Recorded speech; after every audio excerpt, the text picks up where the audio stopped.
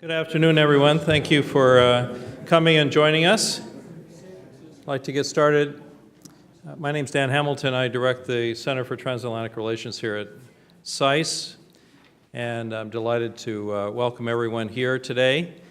This is part of a series that we've been doing, a project we call the Mediterranean Basin Initiative, which looks at all of the connections that are developing and are really quite intense across the north and the south shores of the Mediterranean, east and west. Sometimes even the countries in that region don't think of themselves particularly as Mediterranean, but there's a lot of dynamics going on there that we're exploring through a whole set of different activities led by our fellow Sasha Toporich. And I just wanted to mention that we have, if you go to our website, recent books on Algeria, on Bosnia. We have a big conference going on. We have one on Turkey, all about to be released. There's a big event we're doing on the 13th, 14th, 15th of November at the Translink Economic Forum, which will look at all the economic connections with also security implications of that entire region here at CICE, and you can get information on our website or if you visit our desk up in front. So for today, we're particularly interested in looking at the dynamics related to Egypt. And throughout this whole project, of course, the background of our interests is what are U.S. interests when we think at this region? And of course, the Egyptian-American relationship is a deep and long-standing one. So we're really delighted to have our speakers here today to help us go through that. Congressman Fortenberry is on his way, we were just told, but we're not going to wait for him, which is typical if you don't know the U.S. Congress. This is par for the course. So he'll join the conversation, but he is really on his way. So I'm going to turn for the discussion, moderation to Sasha Toporich, as I mentioned, is a senior fellow here at our center and heads our initiative, and look forward to it. So thank you all again for joining us. Sasha.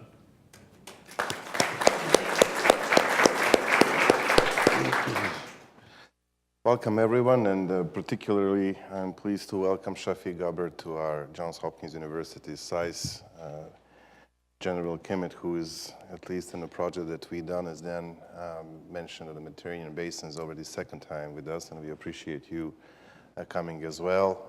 Congressman will walk in a minute and we'll start the panel. Now, I want to greet especially all the fellows of the Gaber Foundation, both Egyptian and Americans, and I've been 3 times this year in Egypt. And it was not my first time, but this year alone 3 times.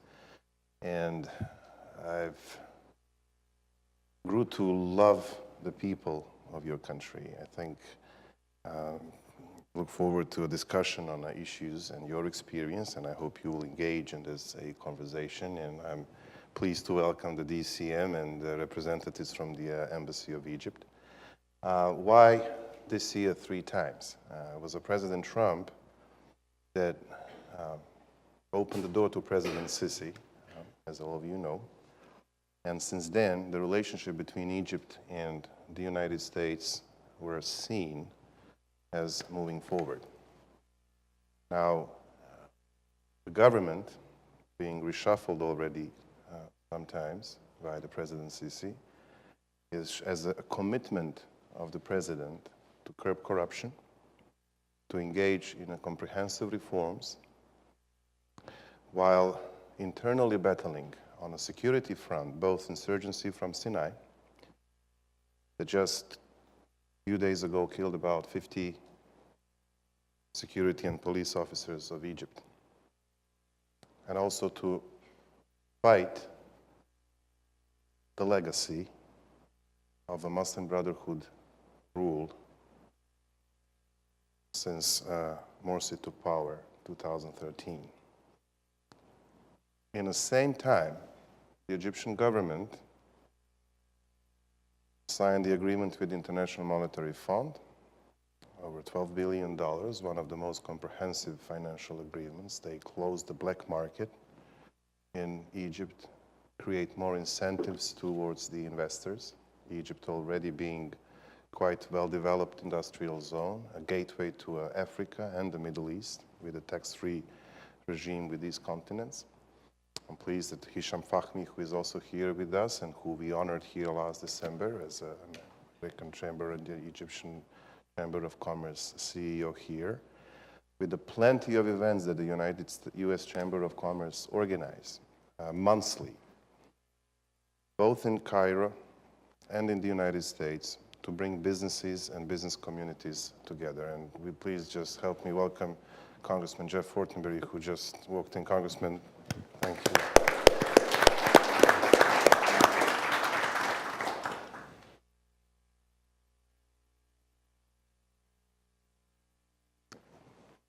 Jumped the stage, then I saw the stairs.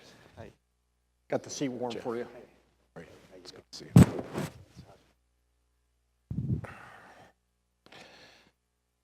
And as you all know, 2017, just now in September, Operation Bright Star, where the U.S. Military joins exercises in Cairo, have resumed as well. We hear a lot about the human rights issues, and plenty of those have quite a point.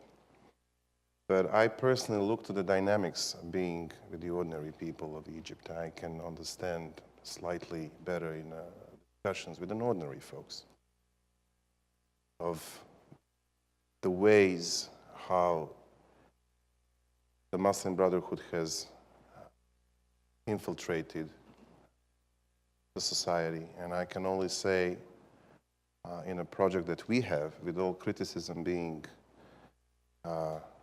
common ground here in Washington, D.C. and elsewhere, but to give us support, to open a dialogue, to have more Egyptians coming to Washington, D.C., to have more Americans going back to Egypt. And that just multiplies to a million the importance of Mr. Shafi Gabar's continuous effort. And that multiplies to a million the importance of you as a fellow of the Gabar Foundation, who are actually the leaders of the people-to-people dialogue. And here in our small capacity, we will continue supporting it, and we will continue opening dialogue between Egypt and the United States on all levels. I can only say in this short intro, it's a statement that last June, after 9 years of intermission, the 14 members of Parliament of Egypt visit Washington, D.C.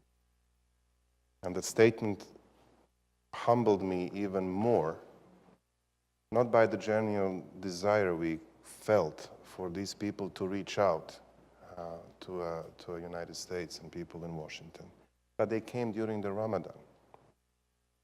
All of them, I don't want to say most of them, but all of them were fasting. Everybody knows what the summer looks like in Washington, D.C. When people come with such a hectic schedule without the water that were placed on the tables in the various meetings as a courtesy, but nobody touched the water. It's a testament to a will of a people from Egypt to build relationship with the United States. And I'm happy more delegations are coming, and I'm happy we will host a number of people from Egypt in our upcoming, as Dan mentioned, Transatlantic Economic Forum and beyond. So, without further ado, now I think, Mr. Gabar, floor is yours. We will have panels, and I believe congressmen will have to leave at some point in time, so I guess we'll hear from the congressman, to whom I want personally, on behalf of all of us, to thank for launching that and spearheading the very important legislation attributing ISIS atrocities on Yazidis as a genocide, unanimously endorsed by the entire American Congress. And Congressman, thank you much for that, your service and great achievement you have, Mr. Gabar. And of course, Mr. Congressman, you're on a caucus of Egypt-US relationship, and that I think is a fantastic news for both Egypt and our country. Mr. Gabar.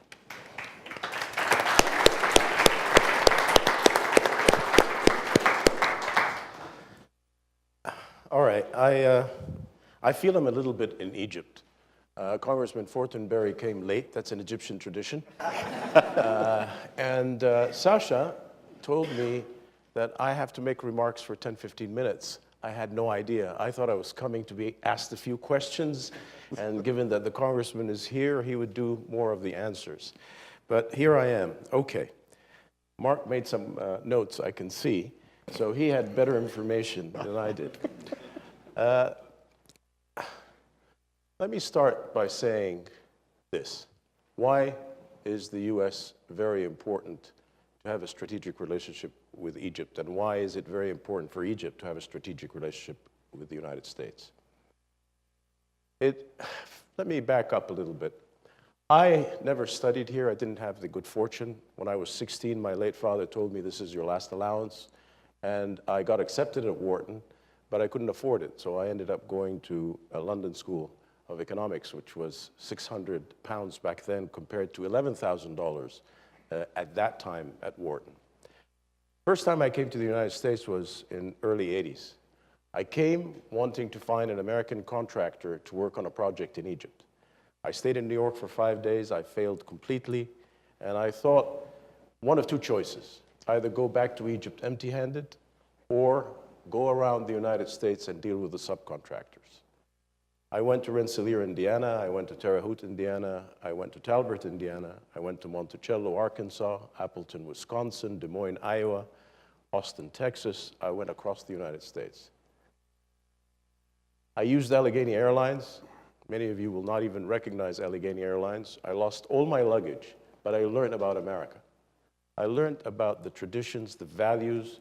In the morning, I would be negotiating with counterparts. In the evening, I would be at their homes and having dinner with their families.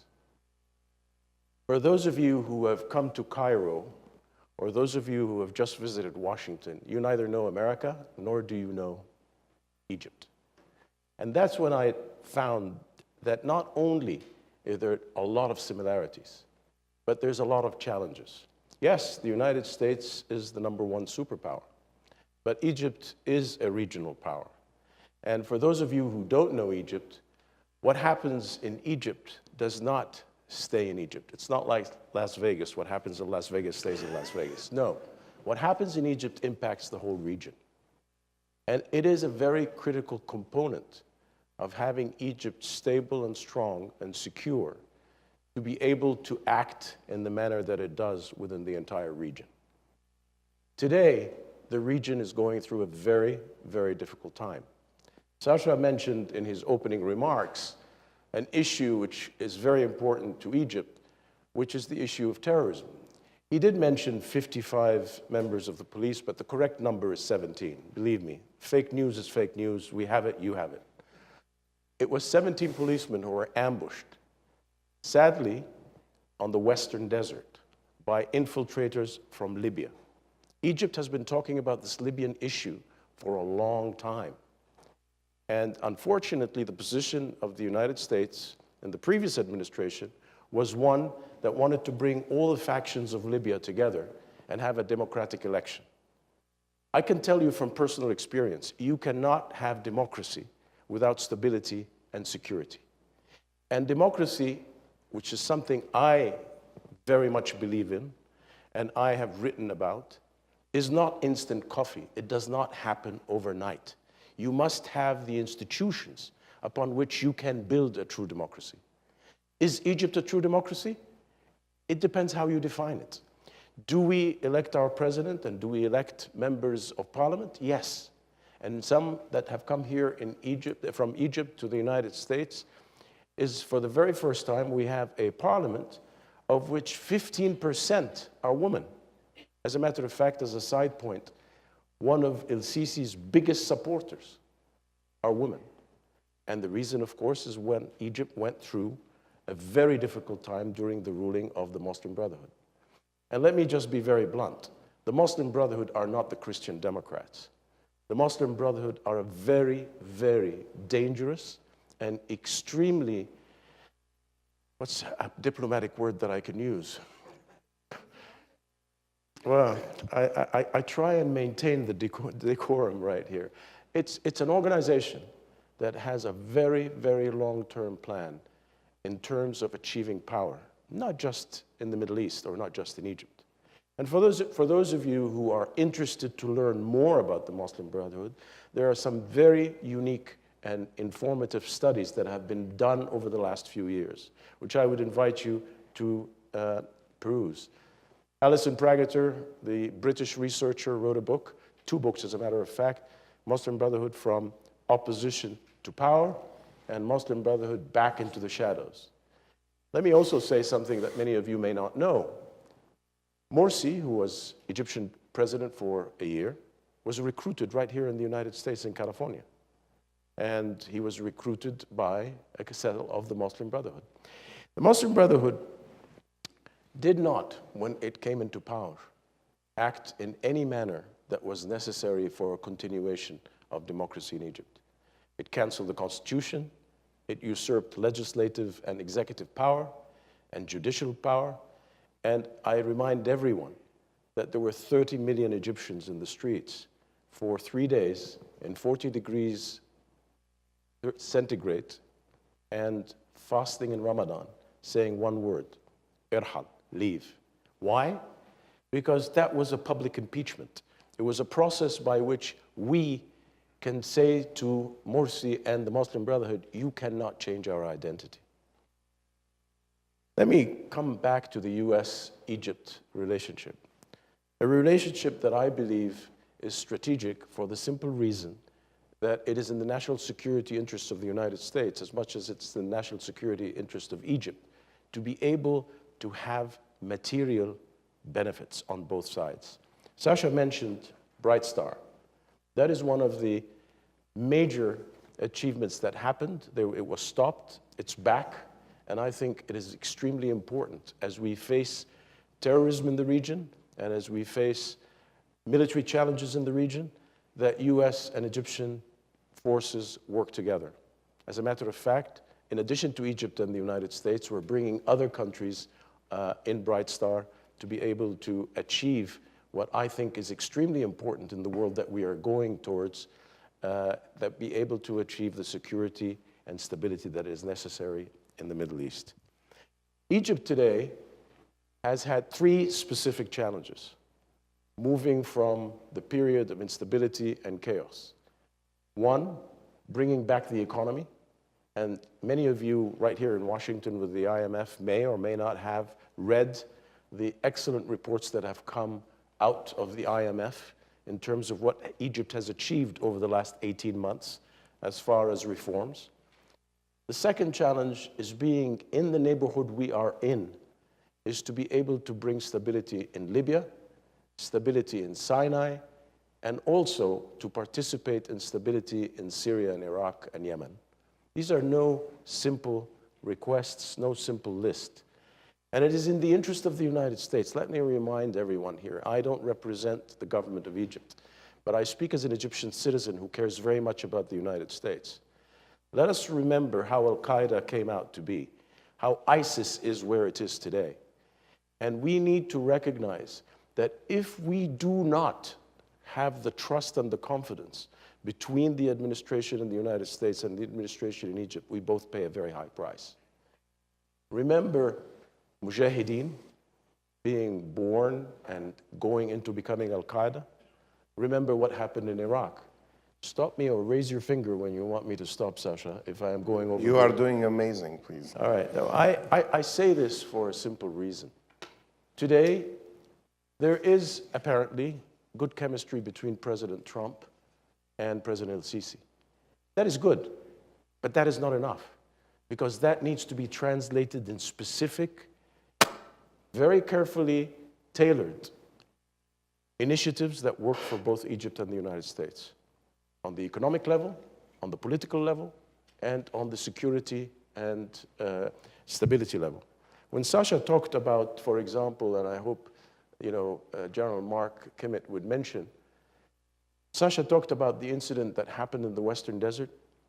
Egypt has been for a number of time asking for advanced technology to be able to cover its borders. For those of you who don't know, we have a 1,000-kilometer border with Libya. And Libya is a failed state as we sit here. And unless we bring stability to Libya, it will remain to become a danger for stability in Egypt. Same thing in Sinai, and same thing in the other countries that I mentioned. Let me close by saying this as an example. Egypt recently was able to bring, for the first time, Hamas and Hezbollah together. This is no simple feat. But timing and opportunity is extremely important. If this initiative does not find support from the United States and support from Israel, where Egypt has a very good relationship, a very good working relationship now, then we waste another lost opportunity to stabilize an area in the region. So I close by saying that it is critical that we translate the good relations between both presidents into specific on-the-ground initiatives that can make a difference for both countries. Thank you very much. Well done. Well, thank you, Shafiq. Unprepared, it's in your blood, as simple as that. And not only inspirational, but also very pragmatic. And we look forward to discussing now about Libya in particular and security issues and the importance of Egypt in the Middle East and the Israel-Palestinian peace process. Congressman, we are so honored to have you with us. Thank you for taking time. Can we hear from you now? You may sit, you may go as you wish. Sasha, apologize for coming late. You know you teed that up for me. Actually, the last time I was in Egypt, it was Egypt Air that saved me and got me to a meeting very late that we were having with Shafiq and many associates, including many members of the parliament. But thank you all for your interest today. Thank you, Shasha, for coordinating. Thank you to my good friend Shafiq Gaber for his steadfast commitment to the Egyptian-American relationship. He's heard me say this before, and I'm going to tell a couple of stories I'm going to repeat, but I think they bear repeating. Shafiq and I met at the World Economic Forum in the midst of the calamity that was overcoming Egypt and the uncertainty as to what was going to happen a number of years back. And we hardly knew one another, but were thrown into almost an immediate friendship because of the crisis that he was in. And the fact that I had spent some time as a young person in Egypt.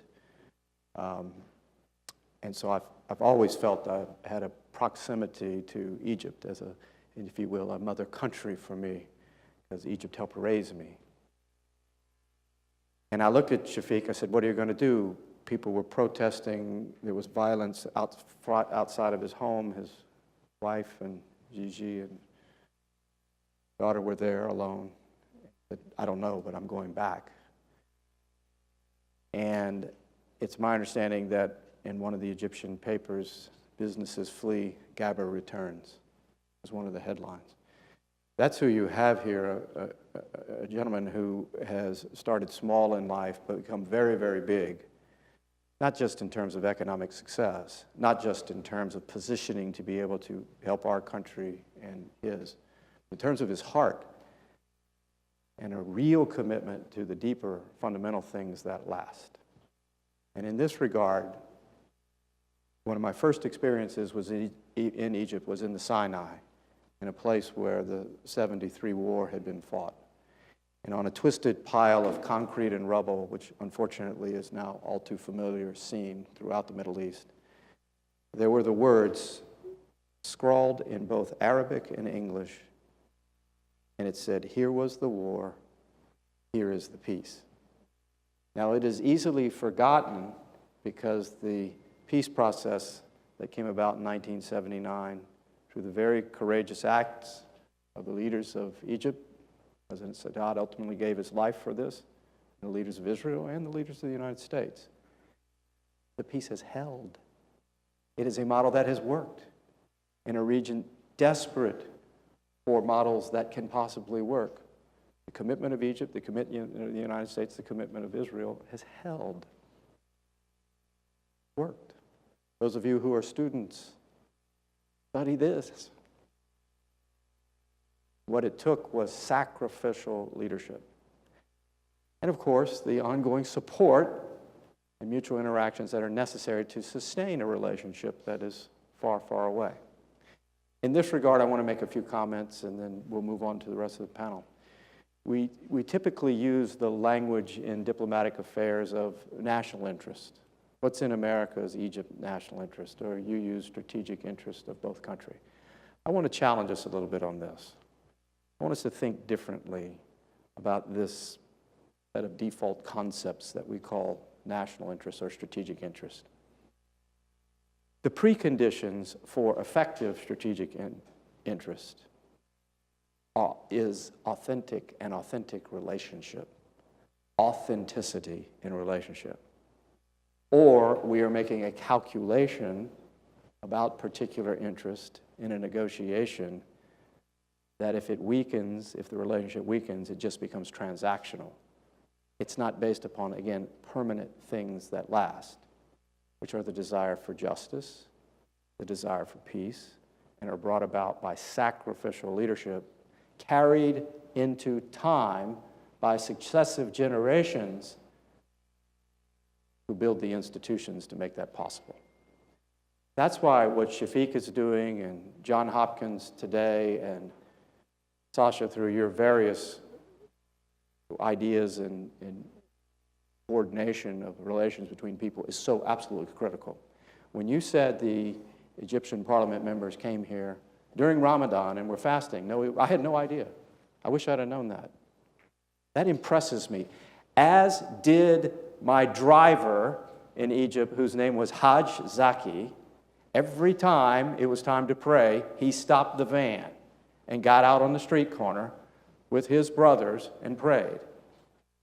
Now, I'm a Roman Catholic, and we have our own set of disciplines and prayer traditions.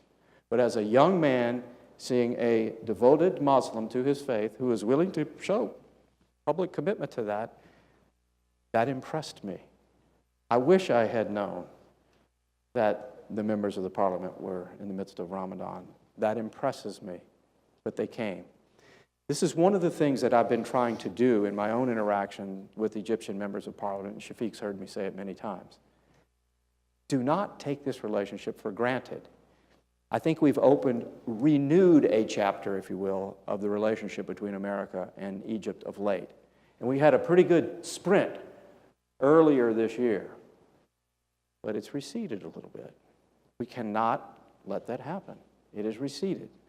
You've undertaken some very serious reforms that the IMF had proposed, and I'm glad to hear that this process is moving forward. Difficult reforms, I know that. In fact, when I was in Egypt last August, it was for various purposes, including seeing the president, but the finance minister, the head of the board of governors, wanted to see me quickly, and we talked about the forthcoming implementation of some of the economic reforms and how tough this was going to be. I brought it up with President Sisi as well. Those things are good, but if that story is not told and the relationship constantly refreshed by ongoing dialogue, there are too many centrifugal forces in the world pulling us apart. And we've got a few right now. You still have Americans indicted by the Egyptian government. This is a problem, and it needs to be cleared according to your law, but it needs to be cleared. We've got a problem with Egypt has some mysterious relationship with North Korea that I don't really know a lot about, but again, a problematic dynamic here. We know of the cooperation between Israel and Egypt. That's good and important. We know of the quiet but sustained work, not in great detail, but the important work of providing some leadership in that Gaza space, which is so difficult. Of course, we enjoy the ongoing robust mill-to-mill relationship, but to restore that street-to-street relationship, if you will, the precondition for strategic national interest, so that it is authentic, based upon commonly shared principles, translated differently. You're going to have a different system of government. This whole prescriptive foreign policy of the United States, of pointing at people and saying you have to do it this way or that way, I think it's finished, and importantly so. We should uphold to the principles of human dignity at all times, that all persons have inherent dignity and therefore rights. But then each culture, each state has to work that out according to their own conditions and culture and translate that differently. But that's not well understood because the United States has been in the position of a superpower for 75 years. It was cast upon us after World War II, and it used to be a little bit easier for us to prescribe.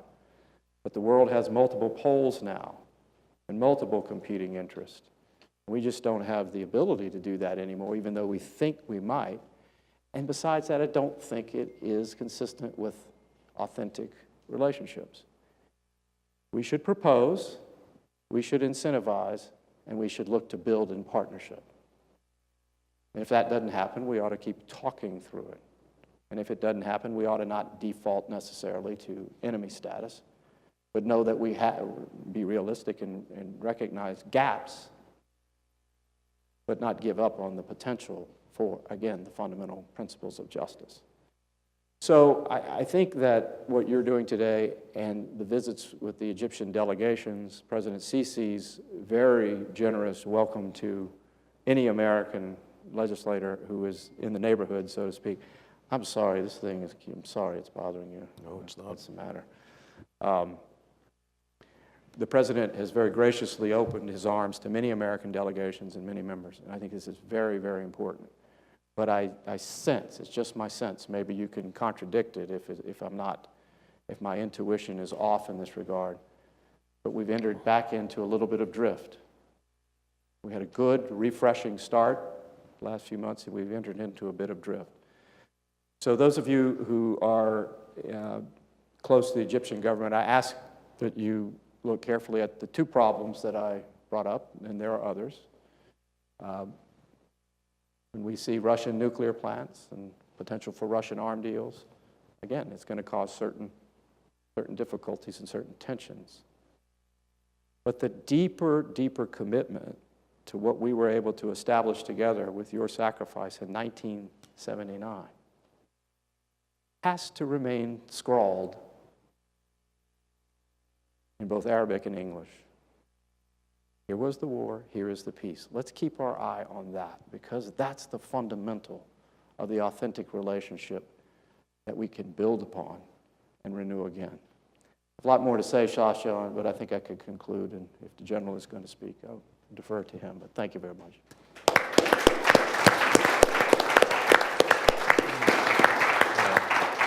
Congressman, thank you so much. Your bold, strong, most welcome remarks, and you actually set up the floor for issues that we need to address in a bilateral relationship, and we're happy to have people from Egyptian Embassy here, and we can all engage in this dialogue, and we appreciate very much, again, you coming to be with us. We know there are votes all the time, and thank you for your commitment and your commitment towards bringing stronger Egypt-U.S. relations. Thank you so much. General?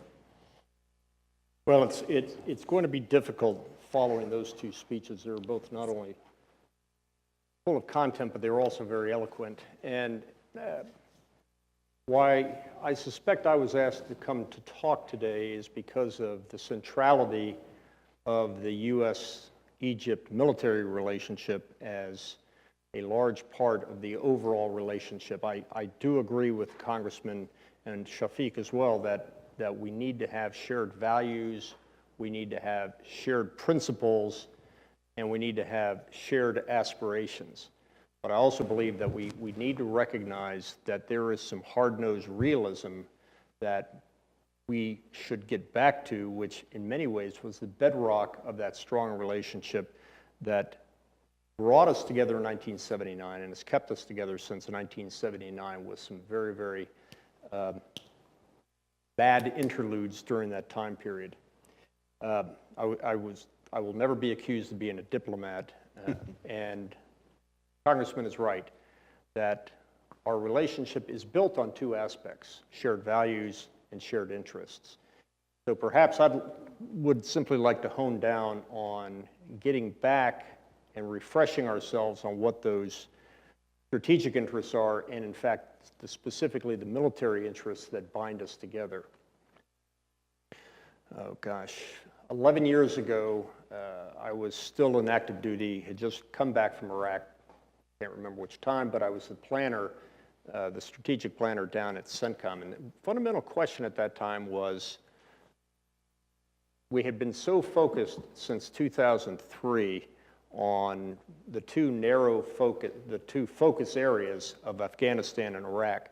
We recognized that, particularly with the issues of what we called the long war, that we needed to back up a bit and come up a bit and understand what our regional focus was. We were trying to open the aperture and understanding why the American military in general, the United States in particular, were in the Middle East. And it really came down to a number of interests on the part of the United States, shared interests with most of the countries. We obviously wanted to defend our friends. We obviously wanted to deter our allies. In the case of Egypt, we had a strong interest in keeping open the strategic Suez Canal and other commercial straits. Importantly, we wanted to prevent the spread of weapons of mass destruction, and as important, we wanted to fight terrorism forward.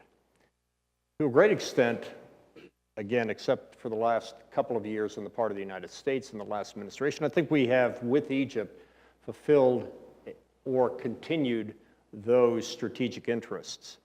But as the congressman said, much of that is under stress over the past couple of years for a number of issues. Obviously, let's be honest, there are some human rights concerns and some of the other concerns that were brought up by the congressman.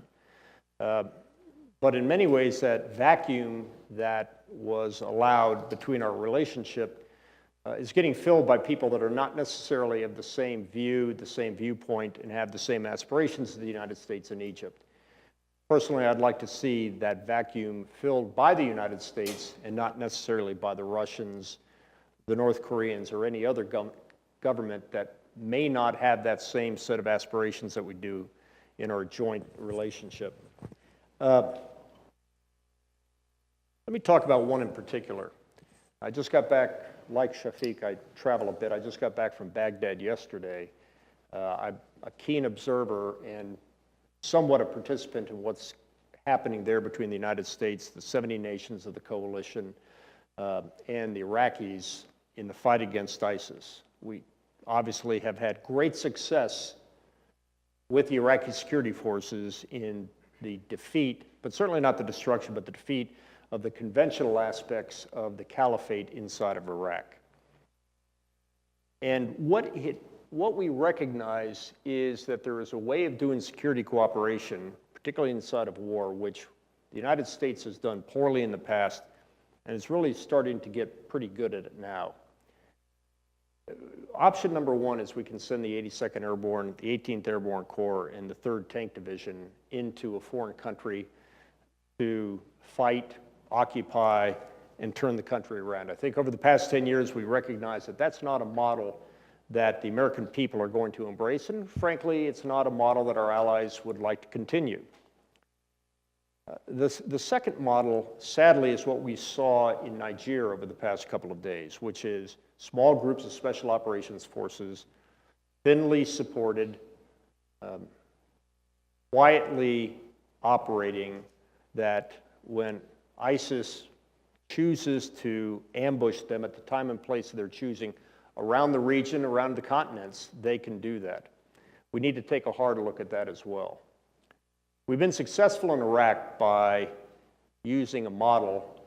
You can call it whatever you want, but the model is simple. We will support the blood, we will support the treasure, the equipment, the training, the advising, assisting with the Americans and coalition forces. The country will provide the blood and the manpower. Now, I'll tell you, over the past couple of weeks, I've had a number of Iraqi military and civilians come up to me and thank the United States. Now that it looks like, with Mosul gone, Hawija gone, and what they're seeing is a collapse of ISIS inside of Raqqa, they're saying they're going to restore their borders pretty soon. And they're saying, thank you very much for everything you've done for us. I say, I'm the one that should be thanking you. And they look at us puzzled. I said, look, we're providing training, assistance, equipment, but you're doing the fighting. And that's a model that we should be thanking you for, because every one of the ISIS that you are killing inside of Iraq is one that doesn't show up to attack my family overseas, to attack my family back here. That is a model that has proven very, very successful. But Egypt is different from all of them. Egypt is a situation where the Egyptians have always embraced the notion of defending their own country. We've never had to say to the Egyptians, you've got to want it more than we do, as we have before in Iraq, as we have in Afghanistan, as we've said in other countries. Egypt has been a country that takes great pride in defending itself against, as we would say in the United States military, all enemies, foreign and domestic. And some of these issues that we've had in the past couple of years with our security relationship and our military assistance, in many ways has hurt that. I think what we see inside of the Sinai against ABM, Ansar Beit al-Maqdis, what we're seeing on the Libyan border, one has to wonder if the United States had not cut a significant amount of the training and assistance with the Egyptian military, if these casualties would be as high, if the enemy wasn't emboldened to attack. It's a hypothetical, it's rhetorical, we'll never know the answer to that, but I do know that if we can get past a number of the issues that Congressman Thornberry brought up, that the issues that Shafiq brought up, that we can get our military relationship back to where it should be. Because first and foremost, the Egyptians want to defend their own country. First and foremost, the United States should be the closest military partner that we have in the region, and we should be the closest military partner for the Egyptians as well. So I think over the next couple of years, I'd like to see the situation in many ways not only brought back to the way it used to be, enhanced by what the congressman has suggested, but one in which the Americans remain the primary, principal, and in many ways the exclusive security partner for Egypt, because I think it's in the interest of both of our nations. I would also like to see perhaps an expansion. My friends in Egypt will continue when I was in government to remind me that the principle of the relationship between Egypt and Israel was a 2-to-1 basis. That the military assistance was supposed to be for every $2 given to Israel, $1 was given to Egypt. Probably about 3-to-1 now, and we may want to take a hard look at that relationship to see if, in fact, we not only should be returning to our previous levels of security assistance, but perhaps enhancing them as well. But there's something that Egypt needs to help us with, and that's the constant criticism that the money that is provided to the Egyptian military is not necessarily money that's going into the most imminent threats to Egypt. That instead of the money going into Egyptian border security, as Shafiq mentioned, into counter-proliferation assistance, into counter-terrorism assistance, that money in some ways it drifts off into areas that one wonders if that's the best use of that money. I'm a great fan of the M1 tank. I'm a great fan of General Dynamics. I'm a great fan of the continued process that we've had and program with the Egyptian military in terms of enhancing their tank fleet. I wonder if that's the best way to use, pun intended, the best bang for our buck in our military assistance. One area that we continue to do well in is the IMET program, the International Military Education and Training. Shafiq is running his own IMET program here without the M, the military portion of this. As the congressman mentioned, the strength of the relationship in many ways is the foundation of that relationship is people to people. We've had that with our militaries for year to year, decades. I've gone through a number of military schools where there were always Egyptian officers there, and they were usually the smartest, the hardest working, and the most combat experienced officers we had in that course. I think we need to do more of it, but not only on the military side, but obviously on the types of exchanges that we're seeing here today. Shafiq talked about borders. I was happy to see that 2 days ago that there was a $65 million contract led to an American company for border security inside of Egypt. Frankly, I think that's a good start. I question whether 65 million is the right number. I question the technology that's being provided is the right number. But rest assured, we can't necessarily lecture anybody on border security or border control here in the United States, but I'm glad that we're helping Egypt with it. We can go into some of the technical details of the military relationship that the embassy knows so well, the issues with cash flow financing, but I think that gives a general overview of the military issue. I do want to finish up by saying, as I talked about the importance of interests, that should not be at the exclusion of our values. Our values are what bind our countries together. Our values are what allow our countries to grow together. So obviously, when we're talking about the military assistance budget, we shouldn't neglect the economic budget that we give year after year. Whether it's in direct economic assistance to the economy, whether it's in programs such as USAID, the military ought to be as much an advocate of those programs as the State Department is. I would finish up by saying something that the current Secretary of Defense has said. Every time that we try to cut economic aid and State Department aid to other countries, he simply says, well, if you're going to cut the State Department budget, then you're going to need to give me more bullets, you're going to need to give me more ammunition. It's not necessarily the military assistance that is key. It's not necessarily the economic and soft power assistance that's given. It's the combination of the two that we have in many ways neglected over the past 8 years. We're starting to bring back now, but I think the combination of those two are what are going to continue to bind our two countries. And let me simply tell you that the military assistance has got to be a critical part of that. The soft power has got to be a part of that. I'm glad to see that it's coming back, and I hope 10 years from now, if Shafiq honors me by inviting me back, we'll talk about the last 10 years as being the best 10 years that we've had. So thank you very much.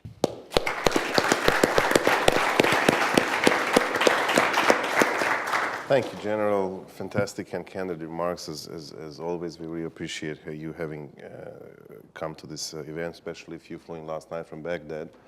I think Shafiq's got me on frequent flyer miles over the last week.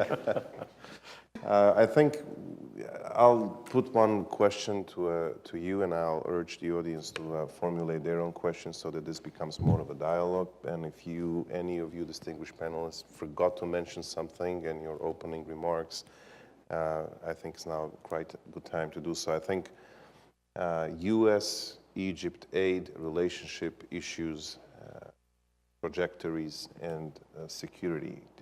On the security side, Shafiq mentioned a very right point. I don't know how many of people you know, and those who will soon see this on YouTube 2 days after.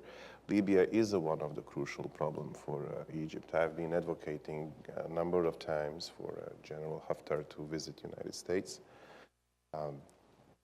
I wrote plenty of Muslim Brotherhood in Libya, and I've wrote various op-eds suggesting banning those political parties in Libya affiliated to Muslim Brotherhood that should be brought to justice. Those who do not follow Libya in half a minute.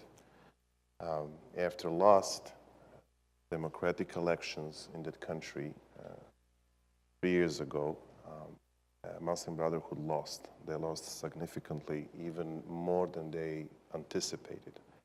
And they used complexities of the situation, militias from Misrata. They took the control of Tripoli. They literally destroyed the airport, and about 95% of air fleet that Libya had, they forced the foreign diplomats to leave. Our embassy was stationed first in Malta, then in Tunisia. And the whole UN political dialogue that is again now crumbling with the new proposition of, instead of 9 members of presidency, have 1 and 2 vice presidents. And now, not to go into the Libyan issue, the country is close, if not to be determined as a failed state already. And Egypt, with a vast open border, receives plenty of these bad guys, various terrorist groups. We identify them to those that we know, al-Nusra, we know Al-Qaeda, we know ISIS, but there are many more.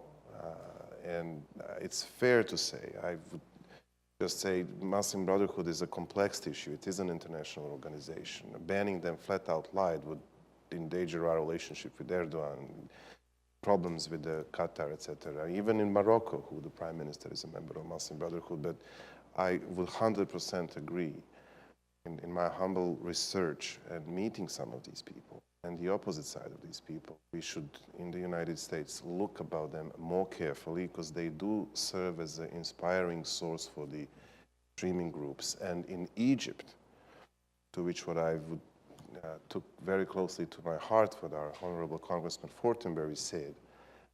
He took Muslim prayer of his driver and his fellows with a great open heart and with a great respect. And this is the only way we should continue, Christians, Jews, and Muslims alike. And so I thank you, Congressman, for saying that. But we have to say the Muslim Brotherhood instigates the violence between Christians and Muslims through their social media, even that they're banned in Egypt, trying to divide Egyptian as a society. I had the privilege to meet with Coptic Pope in September, with the Grand Mufti, and since I'm only moderator, I will conclude with one sentence. So for the audience, again, well above beyond this crowd, Egypt is engaged in a religious reform. Egypt does have offices in about 25 countries that track and monitor the websites, the teachings in the mosques, and act if they are not in a line of a normal, I don't like the word moderate, but of a genuine teachings of Holy Quran. They even have Facebook page with few million followers, maybe one of the highest that the Facebook page is visited in Egypt. And even they have now phone call. They have their services that person, whether they would address issue related to a potential wrong reading of Quran or whether it's a marriage issue or a economic dealing issue, they can make a phone call.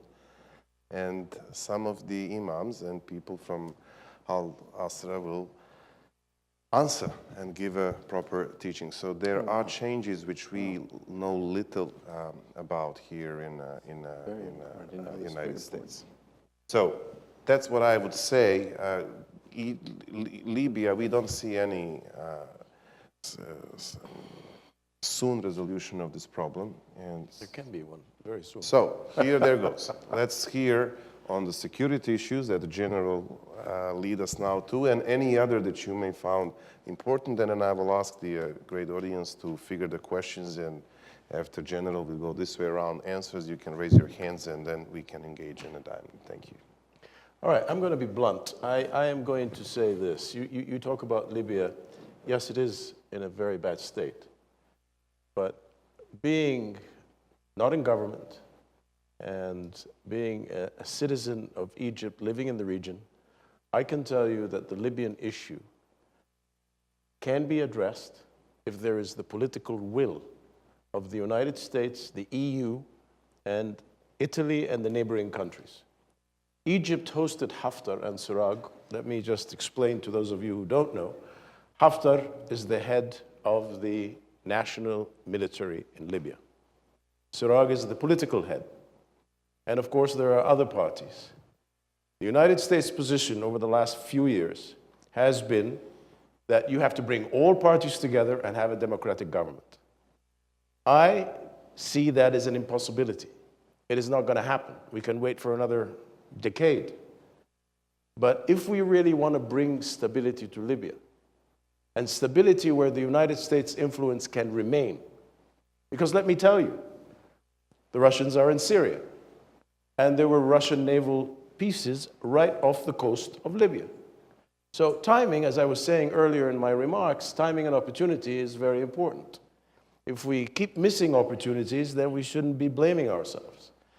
We have brought in Egypt both Haftar and Sarraj and put them literally in communication with Egyptian influence, and we were able to bring them together to an agreement, to a sharing power agreement, after which in a 2-year period, then you can have democratic elections. But we wanted to exclude all terrorist organizations, all militia that are being supported by outside countries. And I am not in government, so I can even say what outside countries are doing it. Turkey is doing it, and Qatar is doing it. These are facts. I am a businessman. I'm an investor. I like to put money and see my return. I am not a politician who is going to talk about processes that may take for such a long period.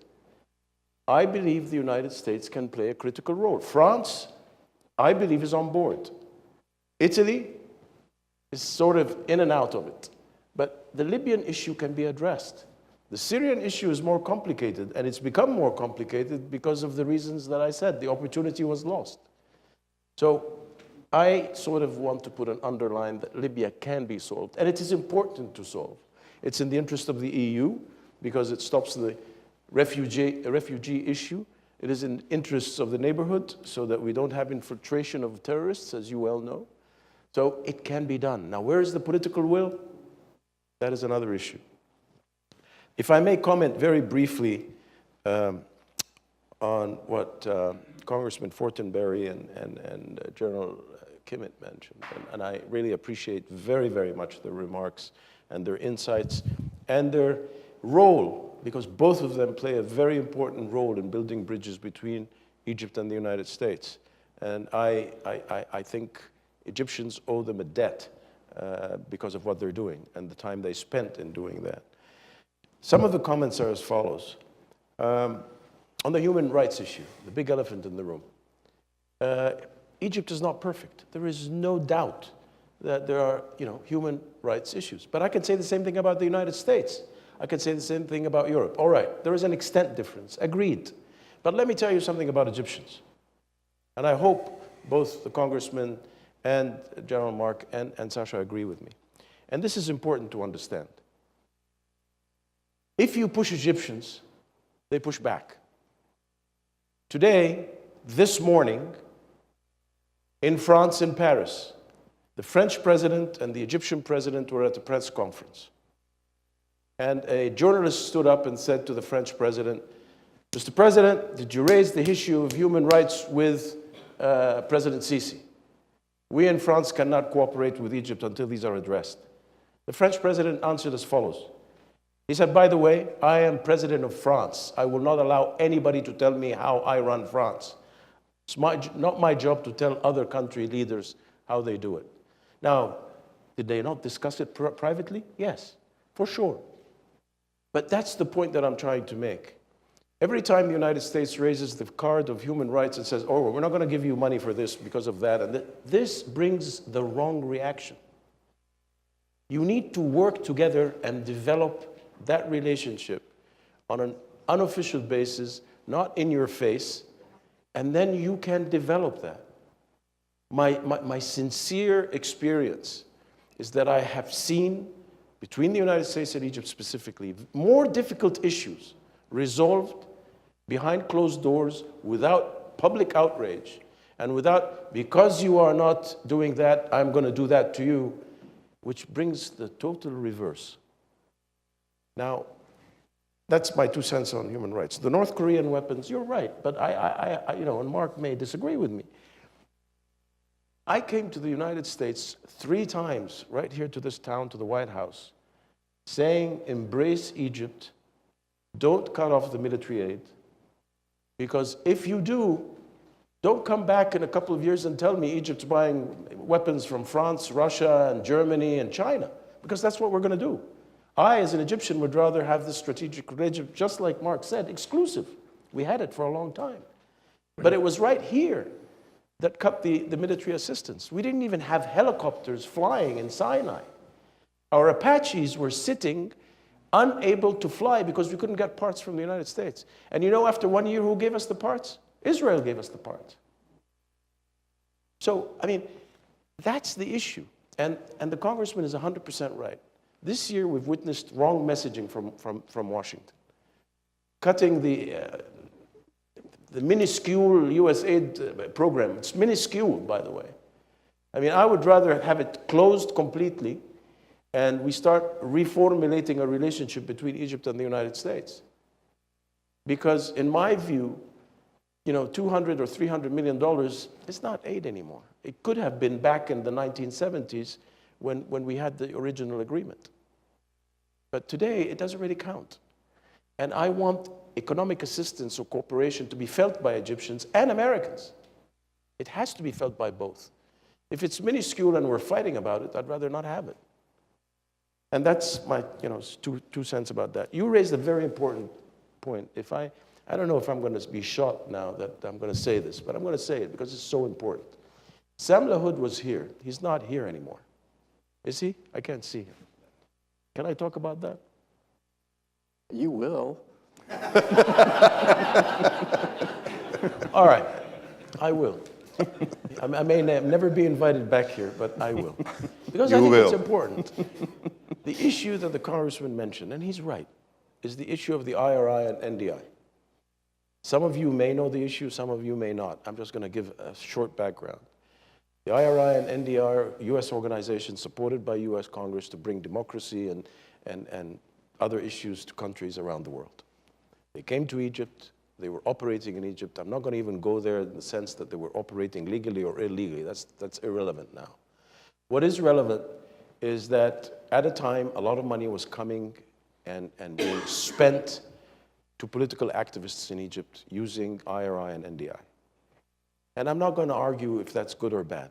My only 2 cents is that U.S. investment in education in Egypt, like the American University in Egypt, institution like SAIS, is much more valuable than giving people money to go and demonstrate. But that's another issue. So what at the end happened? There were indictments. These indictments are sitting there and not moving. Why? Because the president of Egypt cannot pardon until these indictments are final verdicts. Of course, the young Americans who are involved cannot come back to Egypt because they don't want to, so that the indictments are final, and therefore the president can pardon. And that's understood, and I totally appreciate that. So what did the Egyptians come up with? Which is quite ingenious, I have to say. The Egyptians have a way of solving problems that are unsolvable. They, and already, you see, the DCM is left now, just before I'm... If I do not return back to Egypt, you'll understand why. Give the president our regards, please. He's going to have your passport revoked. So the Egyptians said, all right, the Egyptian Attorney General said, all right, we have these indictments. We are willing to send it to the U.S. Department of Justice to investigate.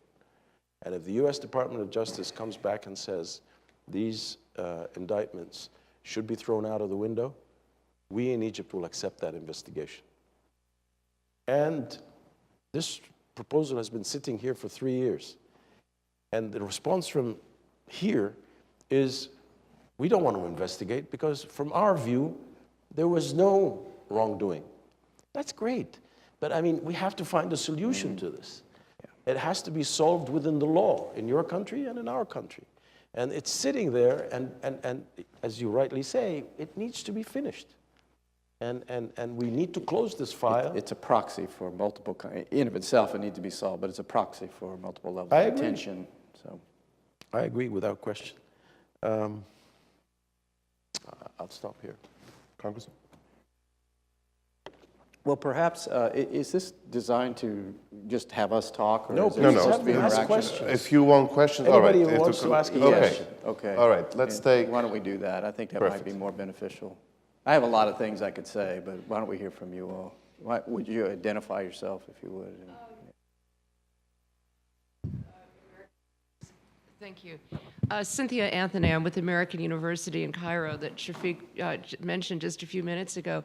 And I really love two things that Congressman Fortenberry said, and one thing that the Congressman said, and another thing that General Kimmett said about the people-to-people partnerships. General Kimmett mentioned that, and Congressman Fortenberry, you talked about your own people-to-people experience in Egypt. And also the thing that you mentioned, the U.S. has a history of going to other countries and saying, this is how you do this, that, and the other. And it just doesn't work. And you made the point that countries need to have their own models for doing that. So I'd love to talk a little bit, if we can, about those two concepts and how we can really further those and especially increase the people-to-people component between the U.S. and Egypt. Move the campus back to Tahrir Square. Oh, well, we still have people in Tahrir Square, but we've gotten so big and complicated, and we have so many great programs going on that, So you currently live there? no, I live here in Washington. I'm the Washington Do you travel there representative. frequently? I do, yes. All right, will you walk on the street at night? Yeah, No problem? no. I have been going to Cairo since 1984. I should say since I was a child, but I wasn't a child. And I have never had any kind of a problem. I feel safer there than here. Wow. At night, That's, especially at night. But in the daytime as well. But, you know, nighttime can be an issue here. the point being, the deeper point being is, look, we're all here with, I think, of one mind and one heart. We want to see this good relationship, or this proper relationship, become good, become stronger, become renewed, become as permanent as we can make it moving forward. When people don't feel safe or have the perception that they're not safe, they're not going to go. People don't think Egypt is safe. I think it's better, but I think the general impression is that. The other thing that Shafiq has heard me say about Egypt, as well as the embassy, is Egypt has lost its brand. There used to be a mystique about Egypt. It was Egypt of antiquity, and there was a great success worldwide of creating media and events and the traveling exhibits that created this connectedness to that mystique of Egypt, which, by the way, I think is inextricably intertwined with Egypt's proper and rightful place as leader of the region, which, again, has been adrift for a very long time. So on the part of the Egyptians, again, revitalizing instead of constantly turning inward, which has happened for a very long time now, turning back outward and re-embracing the world by showcasing that the history and the positioning of what Egypt was, so that it can be that again, I think is very important. And then that leads people back to embracing the concept of Egypt and wanting to be there. I think this is very important. People to people, I think we have to have a new phrase. I do this constantly of trying to look at our language. I think it has a very 70s feel to me. Think of something else. I'm going to give you an assignment, Professor. Would you think of something else? We'll think of exchange doesn't really work, phrase to work encompass either. that. East-West, the art of dialogue. Yes, there you are. Well, there you go. Shafiq already has it. That's right. We've solved that. But I completely agree. And again, having a relationship begin with the most authentic set of common values, common visions, but then sort of be outsourced to the military to carry on that relationship has left us in the position that we're in. Very magnificent, strong mill-to-mill relationship, which is foundational as a gateway to the deeper things. But when you don't have the deeper things occurring, as we've not had in a very long time, then it's not up to the military to carry the fullness of that values proposition. They can't. It's just not real. So I agree with you, but it's got to be two ways. The other problem that I think, well, I met with some Ukrainians a little while ago and others, and it's still the United States, America must do this, you must do this, you must do this. It's constant. And again, for the last 75 years, America's had this position of superpower cast upon us, and with a great deal of sacrifice, we've tried to create the conditions for stabilized governance and economic models for the benefit of peoples and the prevention of war. We're not the only player around anymore.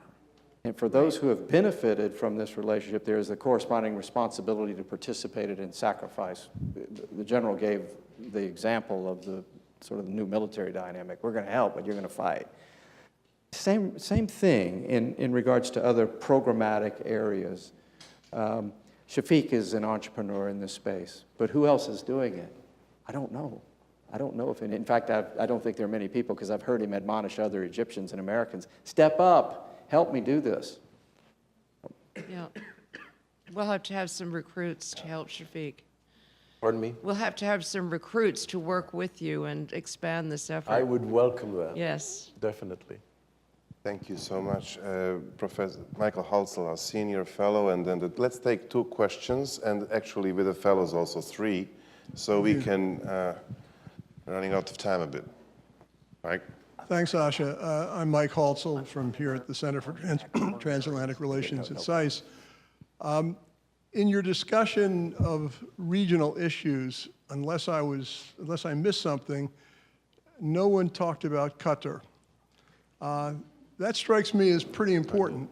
And, you know, our relationship, bilateral relationship, United States and Egypt, is based upon a lot of things and goodwill, and the congressman especially emphasized that, but it's also based on common interests. It seems to me that here's a case, the case of Qatar, where maybe our interests are divergent. I understand the emotional problem with the Muslim Brotherhood, but Egypt has to understand we have our largest base in the Middle East in Qatar, valuable ally. This obviously has to do with the Sunni-Shia relationship to some extent, Iran to some extent. If I realize it's late in the day, but if all of you could perhaps say just a few words about Qatar and how important it is to the relationship between the United States and Egypt. Thanks, Mike. And I guess our panelists maybe to contemplate brief remarks on Qatar. I would like the CM from Embassy and then the fellow from Garber Foundation. Well, thank you very much. My name is Wael Hamid. I'm the Deputy Ambassador. And really, I'm not planning to pose any questions. I'm not planning to say anything of value, I guess. But just a few comments here. First of all, I felt that Mr. Gabr is doing such a wonderful job that I had to take outside. I felt safe going outside taking my ambassador's call. Thank you for clarifying. I really hope that you don't take it in any negative way. But some comments here that are rather food for thought. You spoke so wonderfully, all three of you, Mr. Congressman, Mr. General, as well, of course, as Mr. Gabr, about the importance of Egypt and why Egypt is so important for the US and why the US is so important for Egypt as well. Let me remind you of two basic facts. Egypt is a country that has a history of 7,000 years. And if we really go back in time and imagine how many waves of famines this country has gone through, how many waves of droughts this country has gone through, how many waves of epidemics, of conquests. But Egypt persisted. Egypt is still there. Egypt is a country that always prevails, and the Egyptian people always prevail. And this makes it very important for the US. I hope that the American mentality can understand the importance of Egypt as a country that has always been there. Even if we are lucky enough to have a map that is 7,000 years old, we will find all kind of antique names from antiquity, but we'll find the name Egypt there.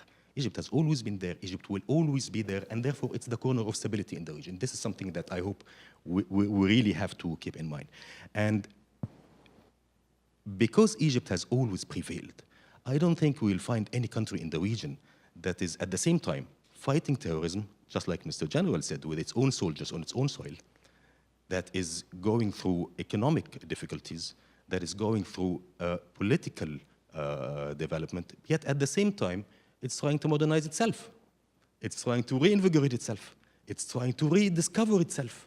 This is the only country in the region that can do that.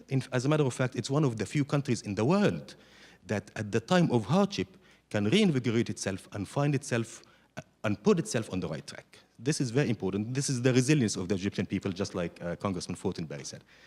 The third thing is, and I think this is also very important, I was talking to some American friends over the past months, and they told me, yes, we understand that Egypt is fighting terrorism on its own soil with its own people, but let's not forget that the US can fight terrorism by itself, militarily. This is the strongest superpower in the world.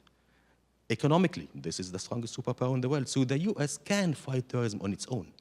And as a matter of fact, I think President Trump has shown tremendous leadership in this. And now we see ISIS is on retreat in Syria, in Iraq, and hopefully eventually also in Libya. But one thing that the US cannot do, because at the end of the day, terrorism is not only people on the ground who are fighting, who are exploding themselves, or who are fighting against soldiers, or doing all these terrorist activities. It's an idea. And no matter how much the US tries to fight this idea, or the West try to fight this idea, they will not be successful. The only country in the world, the only capital in the world that can really talk about fighting the ideas is Egypt, with Al-Azhar. And just let me give you a small example here. My understanding, or the estimates are, that over the past, I don't know how many decades, approximately 400,000 Muslim scholars have been educated in Al-Azhar. This could have been taught somewhere else. This could have been taken their knowledge for somewhere else, from another source of Islamic doctrine that is not as moderate as Egypt. And they could have all become feeders of these terrorist ideas. Egypt is the only country in the world that can fight back terrorism when it comes to the intellectual level. So I'm bringing to your attention these three issues not as solutions to the problems, which we all understand. Mr. Gabru spoke about the problems of human rights. We are not the best country in the world, we know that. But let me tell you one thing, because this is also very important. We are not the best country in the world. We are far from being perfect, and we admit it, as opposed to other countries, also in the region, who are far from being perfect. One of them is a country that Mr. Gabru mentioned, actually both of them, who are far from being perfect, but they say, hey, we are perfect. This is not the case with Egypt. We are not perfect. We know our shortcomings, but we are trying to overcome them. But things cannot be changed overnight. It takes time. After all, the process of political development requires a little bit of time, requires a little bit of leadership, and I think our president has shown that, but I don't want to speak too much about that. I don't want to take much of your time. I just wanted to make these very small points as food for thought. Thank you.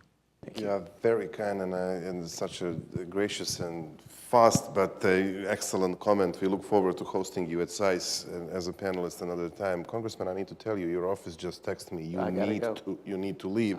I would appreciate, because I guess the fellows will have an opportunity to meet you, if you can just quickly address Mike Halsel's issue on Qatar and then.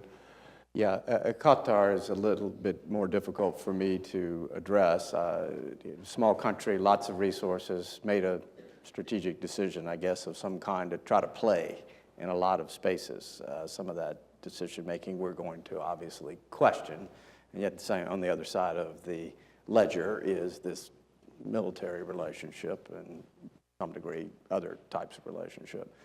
So it's a complicated issue. Looks to me like the nose is a bit bloodied at the moment, and they may be reassessing some of what they've done, but that's what I understood to be their initial disposition for playing in areas with people who we would have significant problems with.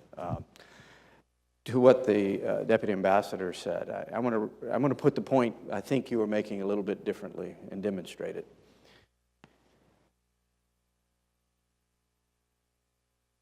Within the last year or two, President Sisi had the Grand Mufti of Al-Azhar on one side and the Coptic Christian Pope, Pope Tewodros, on the other, and on television said, "We are Egyptians." Now, that's a very courageous thing to do in of itself, but the deeper philosophical point is that there is a healthy form of nationalism in Egypt that binds people together so that people aren't defaulting to tribal, ethnic, or religious faith tradition. It is held together by history, by proximity, by resolve, by leadership, by common culture, so that there is the possibility, as you're suggesting, of working out real difficulties, real tensions in regards to human rights, with the foundation of a binding narrative for the country. And this is very important, because if you lose Egypt in the Middle East, the rest, it's lost. This idea of a healthy nationalism with a binding narrative is very real. It's what we desperately seek in so many other places. I'm in trouble, I guess. I mean, yes, you are. They're praying to me, you to leave, so I... Bye, everybody. Thank you. God bless you. Thanks so much. Yeah. Sorry. I don't remember. I'm sorry. It's 6:30. It's across the street, just across your office. All right, thanks. All right, folks, we'll come to a close. Generally, you also need to... I do, but let me just say very quickly on the issue of Qatar. First of all, I think some of this quiet diplomacy that the United States has done has taken a situation that's been long festering. The only thing that's new about this crisis is that it has become public. We have taken the 13 demands of the bloc and brought it down to 6 large, overarching principles. But let me simply say, I've been a big friend of Qatar for years and years. I appear on Al Jazeera regularly. But there's absolutely no reason that we should be held hostage to a relationship simply because there's an air base there. Fact remains, we've had a number of offers from other countries to host that air base. I was on that air base for quite some time. I was also at Asalea for years and years. But I would simply say the absolute wrong reason for us to have a relationship with as a country, because we need them more than they need us. And that's how I feel about Qatar. All right, before we will do closing remarks, fellows, any questions? Okay, Seni will take 3, 4. Okay, all of you, and we'll sum it up. But no, you are the most important here, so please, let's hear you. But brief, please. We are really. Certainly. Thank you for hosting us today. My name is Michael Matheson. I'm one of the American Gabber Fellows. My question is to even pose how the people-to-people name is pretty old and how Egypt needs a rebranding. I almost kind of think it's been, in the United States, it's been misbranded. There's a lot of things that were said by the gentleman from the embassy that I realized if it wasn't for the Gabber Fellowship, I would have not understood. It might as well have been spoken in Arabic. Because I think Americans' perception is that Egypt is still this ancient culture with pyramids, and that's what we're taught in schools. So when our Egyptian fellows say, why doesn't the United States love Egypt as much? Egypt loves the United States. It's because I think there's a bit of this cognitive dissonance. So and also with cultural diplomacy and the officials from Egypt that we've seen and we've spoken to, I'm surprised none of them have mentioned how their antiquities and museums are a form of cultural diplomacy. And China's been using it so well with what they call panda diplomacy. So my question is, do you think Egypt, through cultural diplomacy, can actually be using this rebranding and updating its image with Americans and maybe bettering the relationship? Good question. And other questions? Hello, thank you so much for giving us this opportunity, Mr. Gabber, and thank you for hosting us today. My question is related to the language the United States is using. It's related to the Qatari issue that we were discussing.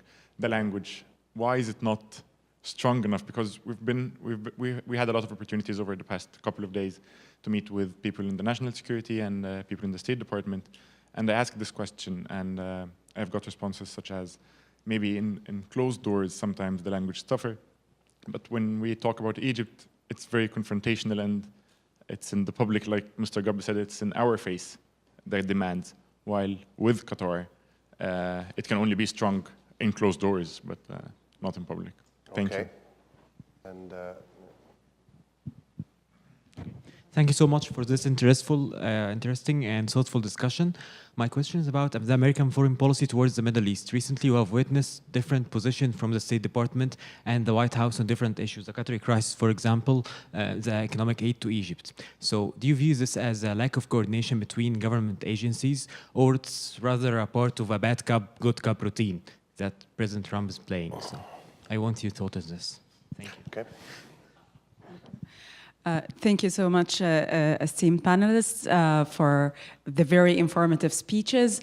So the Middle East is the political scene on the Middle East is very complicated, and a lot of hotspots there.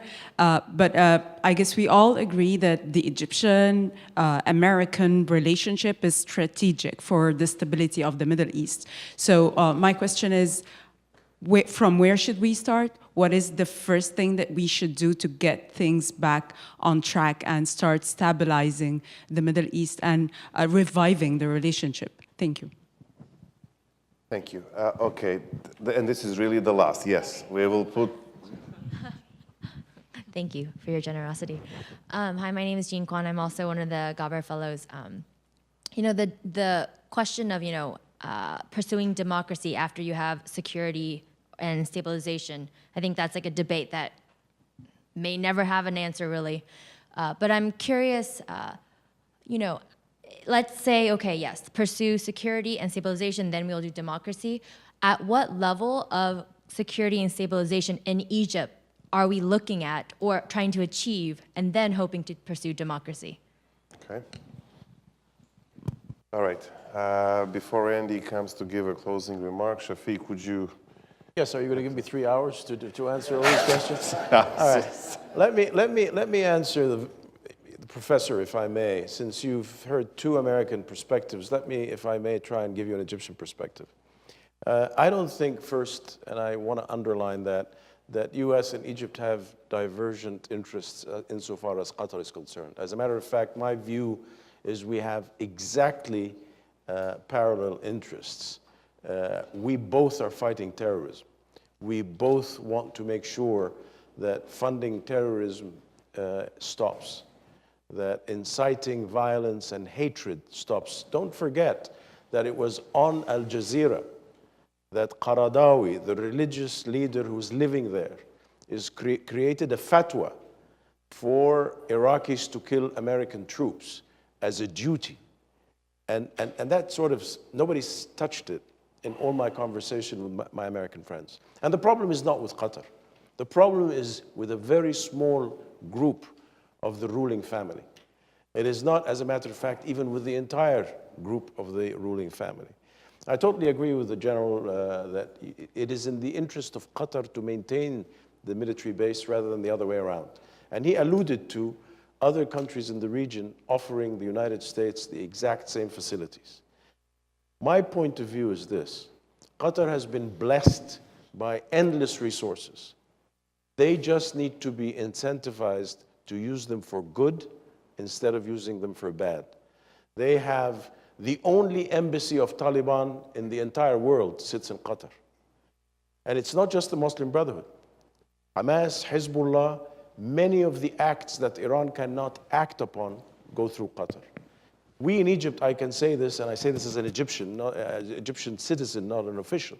We hope that Qatar regains some wisdom and stops what it's doing. What amazes me a little bit about the United States with Qatar, as you were saying, is nobody mentions human rights in Qatar. Nobody has any human rights in Qatar. You cannot have a chamber of commerce in Qatar. You cannot have an association. You cannot have a political party. You cannot have any type of union. That is totally, totally illegal. So that's the Qatar issue. On the other issues, the rebranding, I think someone mentioned the rebranding. I totally agree with the congressman. We need to do our homework. Egypt is not, it's been busy with other issues.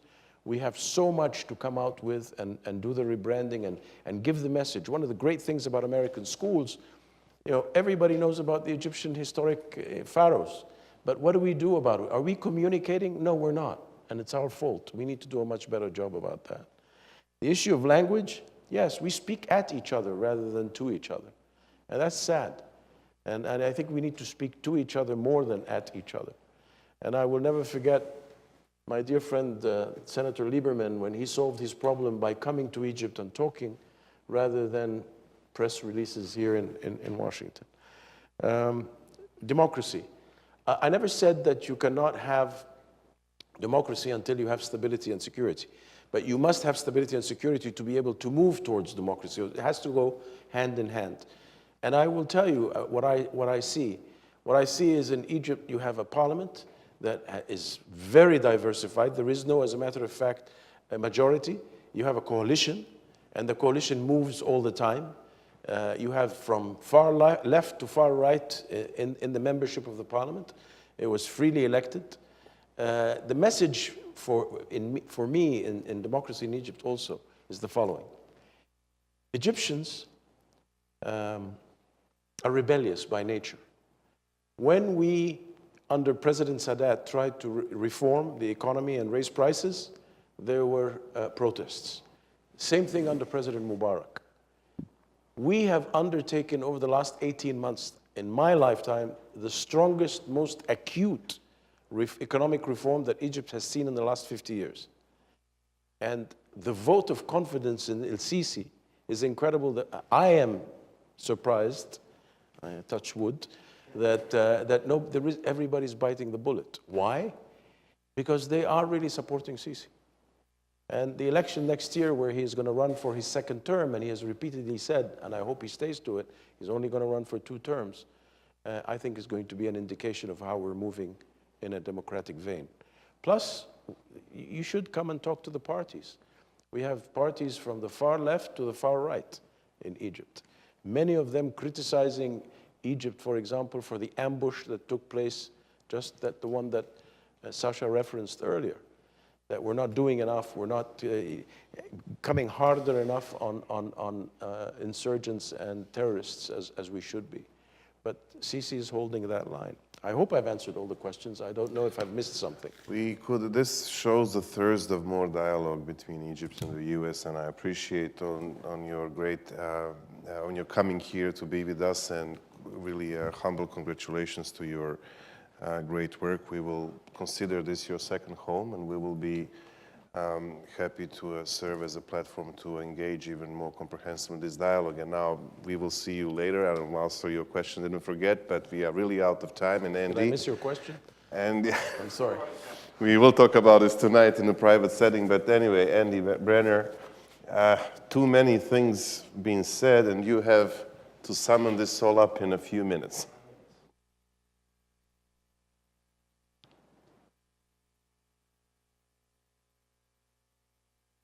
Students, we take students around the world to create this notion that the Congressman talked about, which is authentic relationship. And a lot of my work in the Middle East is in Israel, Palestine, and Jordan, and it has to do with economics, it has to do with social work, it has to do with politics, and it has to do with religion. Just recently, I took a group to the West Bank, a group of conservative Christians here in America who are very fearful of Middle Eastern Muslim people. And a friend of mine is an imam in one of the mosques, and I told him, I said, I'm bringing all these people to come and see you. And he said, why? I said, because they think you're a terrorist. And he goes, why would they think that? I said, because they watch the news, and that's what they see. And so I want them to meet people on the ground, to have authentic relationship. And so I said, even though that you're not a violent man, act like one for a little bit. And he said, why would I do that? And I said, just watch what happens. And so as these American Christian people came to the mosque, he stood on top of the platform, and he was very, scowl looking, and they walked in very sheepish, and is this right? Should we be here? And what is this all about? And he brought us up to the prayer room and talked to us about how to pray and what the architecture of the mosque was about. And he invited us into his office, and he said, let down his guard slowly through the day, and he said, you can ask any question that you want about Islam. And the Christians always ask, well, why do women cover their head? And why do the traditions and customs, why are the way they are? What is Ramadan all about? And they go through the whole thing. Until one of the Christian men said, and I found this to be interesting, and this is relevant to the topic here because, again, I believe that because we have an academic, because we have a businessman, because we have a congressman, because we have a military person, what's not represented here is the heart of the human being, the background of the people that are actually there, that people-to-people thing that Professor talked about earlier. One of the men in this office said, well, what do you think about Jesus? What? The imam pulled off his Quran and he flipped to the chapter about Jesus and read in classical Arabic the story. After he was done, he addressed the Americans and said, I bet you wonder what I was just talking about. And they said, of course. And he said, I told the story of the Virgin Mary who gave birth to Jesus, and he pulled back his drapes and he pointed to the Church of the Nativity across the square and he said, right there. And all of a sudden, in an instant, two people groups who held something so tight and so, it was about who they are. It formulated their worldview. It formulated everything about them. They formed a relationship. And as we left that place, those people said, there was something special about that man. I want to go back there. It's important that we have politics. It's important that we have the academy. It's important that we have the military and safety and security. It's important we have the congressman doing the work that he's doing. But if we don't get down to the grassroots level of people-to-people relationships, we lose. Because to be honest with you, the only people that are going to watch this panel are the people sitting in this room. And scalability isn't going to happen out of this number. We have to begin creating relationships. We have to stop hiding behind the us versus them narrative. We have to stop looking at each other as the enemy. The general said the foundation of relationship is people to people, and I truly believe this as we go forward. I'm happy to say that the work that we do on the ground with students is we give them We give them an image, we give them a perception, we give them a story that human beings are human beings, whether it's in the religious square or all the other arenas that I mentioned. My mission is to find those people with a gentle heart for justice and a voracious desire to make the world a better place, and empathetic compassion for all people groups. And as Mr. Gaber said, in your eloquent way, I wrote, we need to all do a lot more listening and a whole lot less telling when it comes to helping people in various leadership institutions. I'd like to thank the panel, the people that are here. Thank you guys very much. Give them a big hand for being here. And let's conclude this session. Thanks, Henry. Thank you.